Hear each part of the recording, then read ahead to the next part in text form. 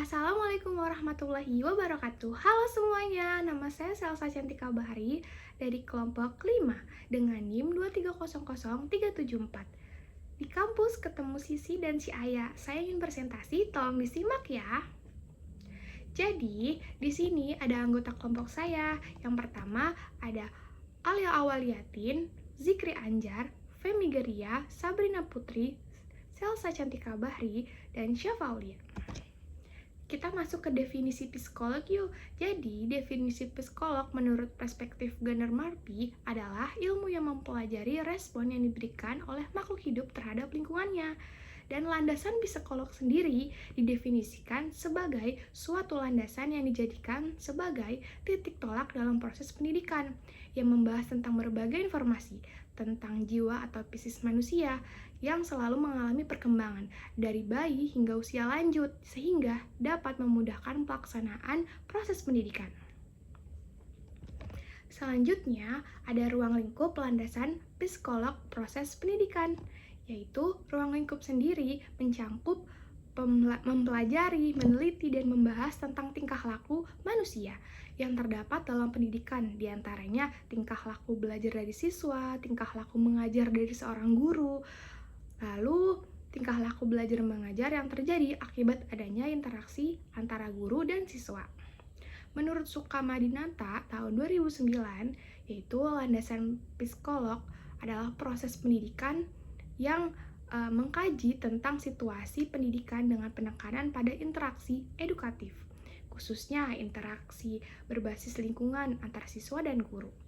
Untuk berinteraksi langsung dengan siswa, karena keragaman kegiatan pendidikan, pengajaran, pelatihan, dan bimbingan yang dilakukan guru, tuntunan yang ditempatkan pada kemampuan profesional mereka, dan latar belakang sosial pribadi mereka. Selain itu, siswa adalah yang paling penting dalam interaksi pendidikan ini. Selanjutnya, untuk apa sih psikolog dalam pendidikan? Jadi, prosesnya itu perilaku dalam mengekspresikan diri pada situasi berlangsungnya pembelajaran nih teman-teman. Jadi baik di dalam kelas maupun di luar kelas.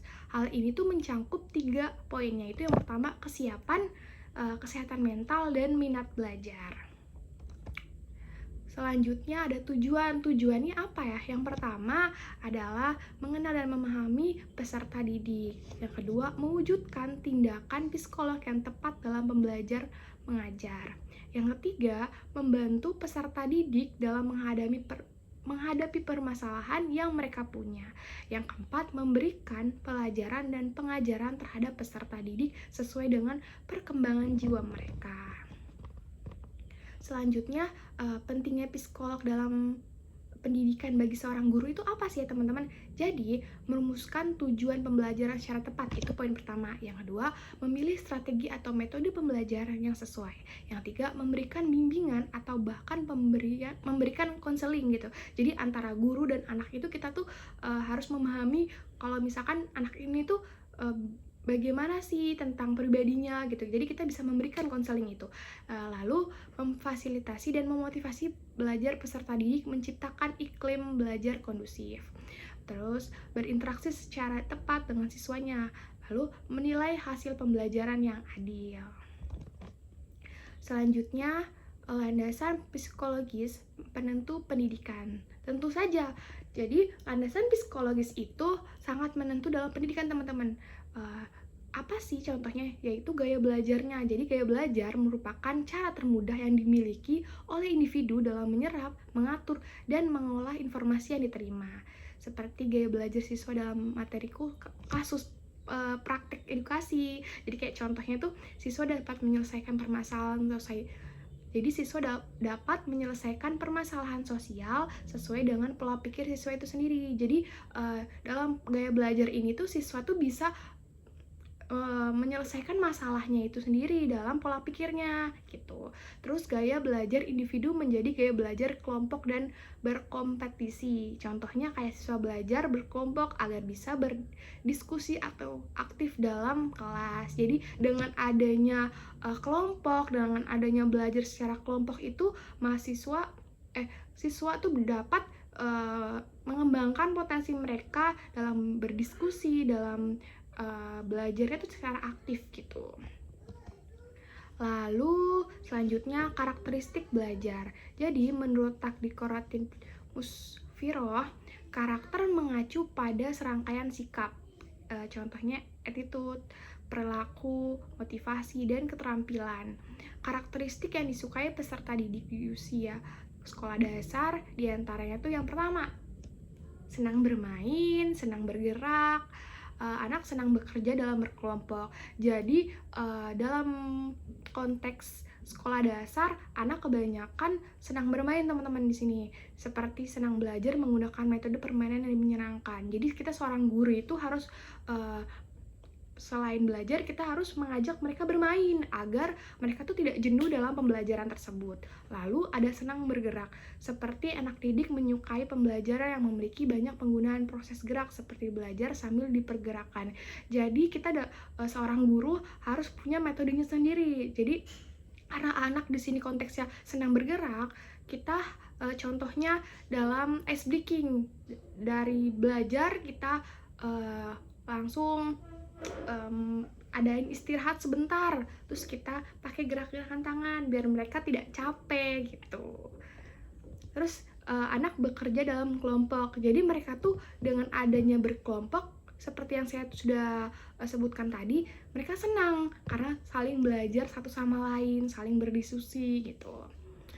Karena bisa berdiskusi dengan teman dan berbagi hasil pemikiran bersama. Jadi hasil pemikirannya kan beda-beda nih, karena kan berkelompok lebih banyak. Nah mereka tuh lebih aktif dan lebih bisa menyesuaikan pemikiran masing-masing gitu untuk menghasilkan tujuan bersama. Selanjutnya ada multiple intelligences. Itu artinya teori kecerdasan manusia yang dibedakan menjadi 8 modalitas. Teori ini dikemukakan oleh Howard Gardner, seorang pakar pendidikan dalam psikolog berkebangsaan Amerika. Adapun contoh dari kecerdasan menjemuk yaitu yang pertama kecerdasan linguistik, seperti kecerdasan dalam belajar bahasa asing. Jadi dalam pembelajaran itu, pendidikan itu kita juga harus mengenali bahasa asing itu sendiri gitu, dan itu disebutnya kecerdasan linguistik. Lalu ada kecerdasan intrapersonal, yaitu kecerdasan dalam menganalisis dan mengkaji diri sendiri. Mereka bisa mengkaji diri sendiri nih, gimana cara kita menyelesaikan ini ya, terus mereka kan akhirnya berpikir gitu ya. Jadi itu namanya kecerdasan intrapersonal. Lalu ada kecerdasan jasmani, yaitu kecerdasan atau bakat dalam proses suatu kegiatan yang diberikan dengan olahraga gitu. Jadi ada di sekolah dasar kan ada pelajaran olahraga kayak gitu. Di situ mereka juga termasuk kecerdasan jasmani teman-teman.